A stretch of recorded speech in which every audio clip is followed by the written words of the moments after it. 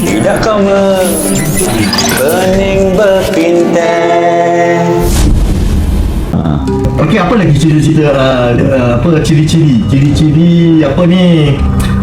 Ciri-ciri penanggal ni Ciri lain yang saya dengar lah cerita-cerita dia, antara selain daripada dia makan darah wanita bersalin, dia juga makan benda-benda lain seperti makan katak, lepas tu makan darah-darah haiwan ternakan.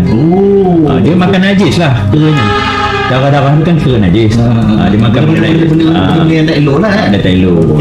Jadi kita pun kadang terfikir secara logik kan, kenapa lah duk sanggup makan benda-benda kotor tu, nak lawan pasal nak jaga pengaruhnya pasal kan.